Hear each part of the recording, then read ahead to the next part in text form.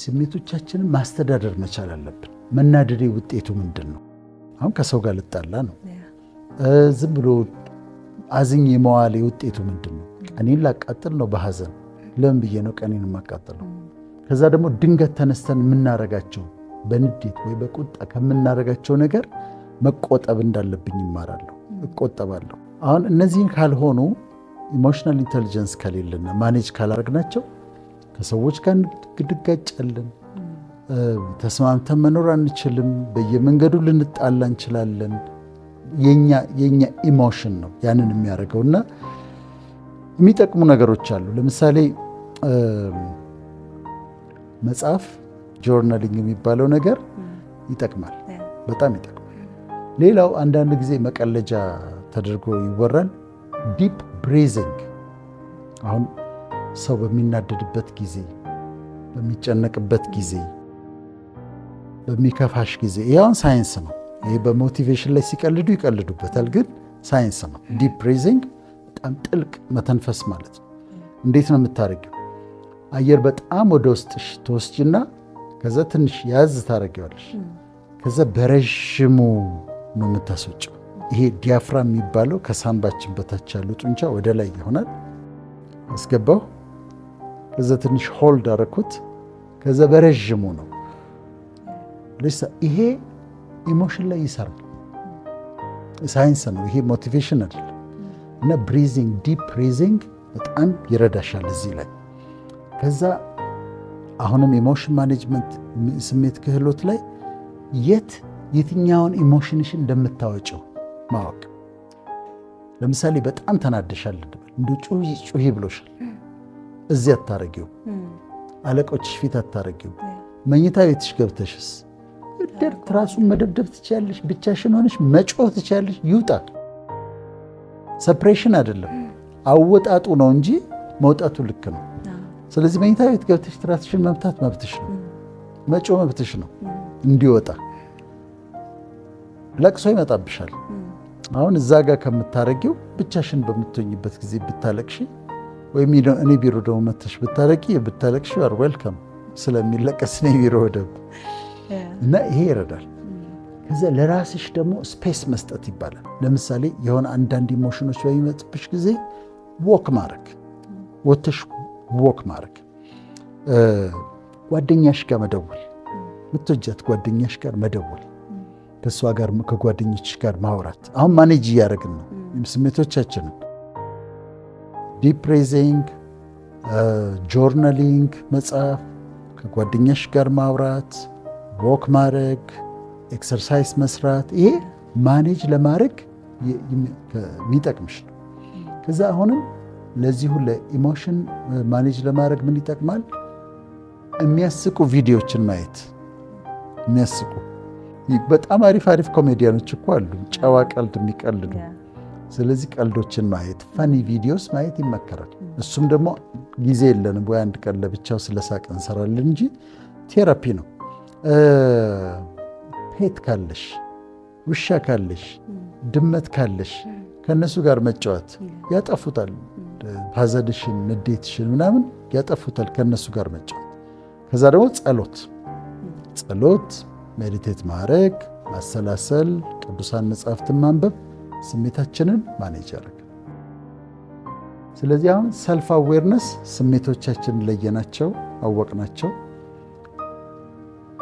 ማኔጅመንት በዚህ መንገድ በብሪዚንግ፣ በኤክሰርሳይዝ፣ በወክ፣ ከጓደኞች ጋር ማውራት፣ የሚያስቅ ነገር በማየት፣ በማንበብ፣ በጸሎት ተቆጣጠርሻቸው፣ አስተዳደርሻቸው ስሜቶችሽን ማለት ነው። ሶሻል አዌርነስ ደግሞ የሌሎችን ስሜት መረዳት ነው። አሁን ያንቺን አይደለም፣ ያንቺን ተረዳሽ፣ ያንቺን አስተዳደርሽ። ሶሻል አዌርነስ ደግሞ በዙሪያሽ ያሉ ሰዎችን ስሜት መረዳት ነው። አንዳንዴ እነሱ ከፍቷቸው እያለ ወይም እነሱ ተናደው እያለ አንረዳቸውም። ፊታቸውን አይተሽ ወይም ደግሞ ሁኔታቸውን አይተሽ መረዳት በጣም ያስፈልጋል። አሁን ሶሻል አዌርነስ ላይ ከሚጠቅሙ ነገሮች አንዱ ኢምፓቲ የሚባለው። ኢምፓቲ ማለት ከሲምፓቲ ይለያል። ሲምፓቲ ስራራልሽ ነው። ዝም ብዬ ሳዝንልሽ ፒናይ በጣም ምናምን ብዬ ስራራልሽ ሲምፓቲ ነው። ኢምፓቲ ግን እኔን በአንቺ ቦታ አድርጌ ሳይ ነው። ስለዚህ ኢምፓቲ ማለት ራስን በዛ ሰው ቦታ አድርጎ ማየት። እኔ በሆን ኖሮ ምን ነበር የሚሰማኝ? ዝም ለምንድን ነው እንደዚህ የሚሰማኝ ከማለት እኔ በሆን ኖሮ በሱ ቦታ በሆን ኖሮ እኔ ምን ነበር የሚሰማኝ ብሎ ማሰብ ነው። ይሄ ኢምፓቲ ይባላል።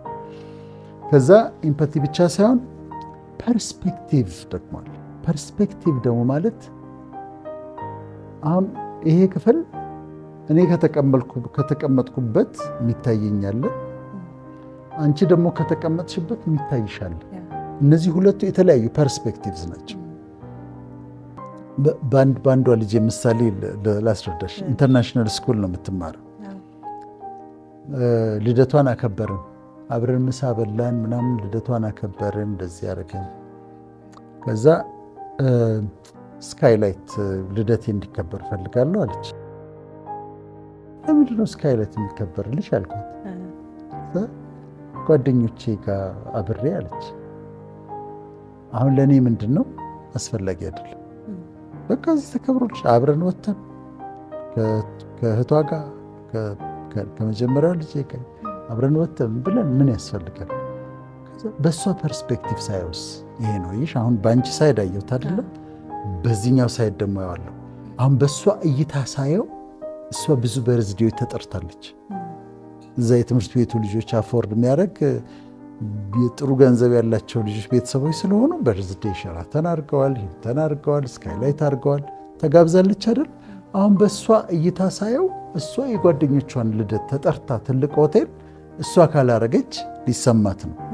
ስለዚህ በእሷ በኩል ሆኜ ሳየው ልክ ነች። ስለዚህ ያከበርኩላት።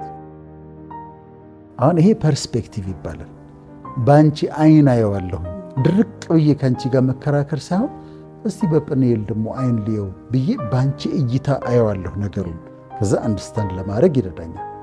ከዛ ማክበር፣ ሪስፔክት ማድረግ የአንቺን ኢሞሽን፣ ህይወትሽን፣ አኗኗርሽን፣ ያለሽን ስትራግል ማወቅና ማክበር፣ እሱም ደግሞ ያስፈልጋል። ኮምፓሽን ደግሞ መራራት ያስፈልጋል። ለዛ ይሄ ለሶሻል አዌርነስ ይረዳሻል።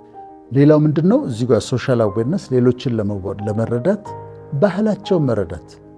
በእነሱ ካልቸር ይሄ ምንድን ነው የሚያናድድ ነው በእነሱ ካልቸር፣ የሚጸየፉት ነገር ነው በእነሱ ካልቸር ብሎ መጠየቅ። ከዛ ደግሞ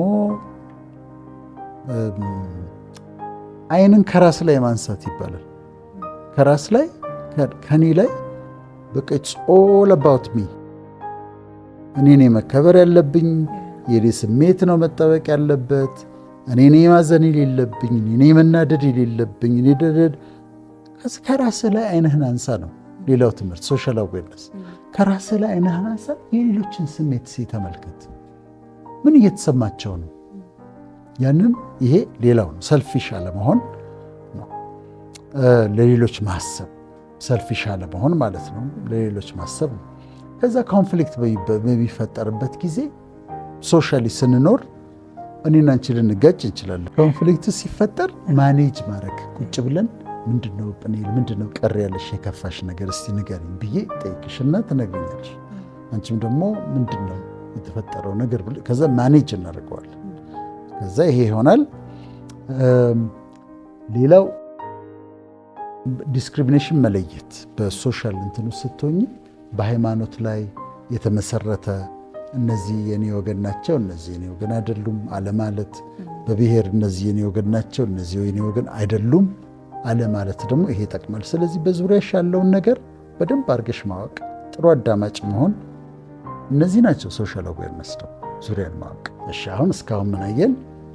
የራስን ስሜት በደንብ አድርጎ መረዳት፣ ከዛ የራስን ስሜት ማስተዳደር፣ ከዛ ሶስተኛ የሌሎችን ስሜት መረዳት ጋር ደርሰናል፣ ተረድተናል። ከተረዳው በኋላ ግን የእነሱን ስሜት ማስተዳደር አልችልም፣ ተጽዕኖ ግን ማድረግ እችላለሁ። እና የምንጠቀምባቸው ነገሮች አሉ። አንደኛ አክቲቭ ሊስኒንግ ይባላል። አክቲቭ ሊስኒንግ ማለት እያንዳንዱን ሰው አዳምጫቸው። ከዛ ቨርባል ኮሚኒኬሽን፣ በቃላት የምንነጋገረው ቨርባል ኮሚኒኬሽን። ግን ነን ቨርባል የሆኑ ነገሮች አሉ፣ የማትናገሪያቸው አንቺ ላይ የማያቸው ፊትሽ ላይ የማነባቸው ከእጅሽ፣ ካረማመድሽ፣ ካኳኋንሽ ስሜትሽን መረዳት አለብኝ። እነዚህ ነን ቨርባል ናቸው እና እነዚህ ነን ቨርባል የሆኑ ቦዲ ላንጉዌጅ የሚባሉት እያወራሽኝ እኮ ጥሩ እያወራሽኝ ግን ስትረስ እንዳለብሽ ወይ እንደተጨነቅሽ ወይ እንደጨነቀሽ ወይ እንደፈራሽ ወይ እንደተቸገርሽ በምታረጊው እንቅስቃሴ ፊትሽ ላይ በማነበው በመግባት በመውጣትሽ መለየት መቻል አለብኝ። ይሄ ነን ቨርባል ኮሚኒኬሽን ነው። ይሄ ነው። ሌላው ፐርስፔሲቭነስ የማሳመር ችሎታ ይባላል።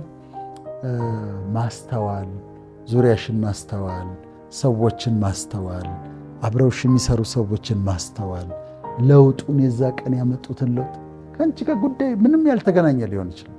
አሁን ለምሳሌ አንቺ ከፍቶሽ መተሽ ከዛ ከኔ ጋር ምንም ግንኙነት የለውም የከፋሽ ነገር ግን ከፍቶሻል። ስለዚህ አይቼሽ እኔ ልዬ ምን ሆነሻል ዛሬ ወይም ቀስ ብዬ አጫውቼሽ ምናምን ስሜትሽ ያለሽበት ገብቶኛል፣ ግን ካለሽበት ላወጣሽ እሞክራለሁ፣ ኢንፍሉዌንስ ላደርግሽ እሞክራለሁ፣ እንዴት አናግርሻለሁ። ስለዚህ ኦብዘርቭ አረግኩ፣ ቦዲ ላንጉዌጅሽን ተረዳው። ከዛ አንቺን ካለሽበት ለማውጣት የማረገው ሙከራ እሱ ደግሞ ሶሻል ማኔጅመንት ነው። እሱ ሶሻል ማኔጅመንት ይባላል። ከዛ ፐርሰናል ስፔስ ሪስፔክት ማድረግ ይባላል። አንቺ ጊዜ ፈልገሽ ከሆነ ለትንሽ ደቂቃ ብቻሽን እንድትታይ ከፈለግሽ፣ አንዳንዴ ሰዎች ለብቻቸው እንዲተዉ ይፈልጋሉ። መጥቼ ምን ሆነሻል ምን ሆነሽ ነው ምናምን ብዬ ከምጨቀጭቅሽ ትንሽ ደቂቃ ፕኔል ትፈልጋለች፣ ዞርላታለሁ። ይሄ ሪስፔክቲንግ ፐርሰናል ስፔስ ይባላል። አንዳንዴ ልጆቻችን እኮ ይፈልጋሉ ትንሽ ብቻቸውን መሆን ሲፈልጉ ጊቭ ደም ታይም፣ ዞር ትይላቸውና ቆይተሽ ደግሞ ትመጫለሽ። በዚህ መንገድ ሶሻል አዌርነስን እናደርጋለን። ሰዎች ስሜት ላይ ተጽዕኖ እናሳድራለን።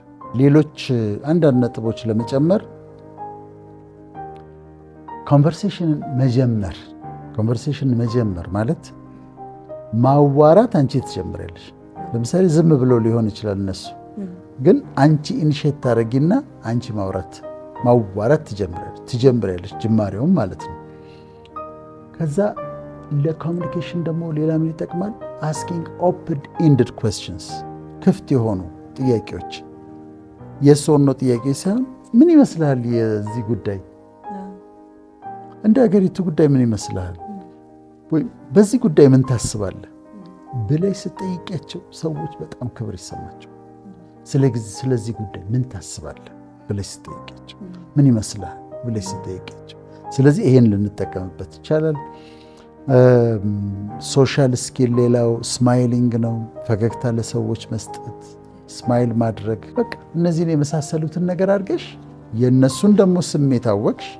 በእነሱ ስሜት ላይ ደግሞ የተሻለ ስሜት ላይ እንዲሆኑ ረዳሻቸው። እነዚህን አራቱን ማድረግ ከቻልሽ ጥሩ ኢሞሽናል ኢንቴሊጀንስ አለሽ።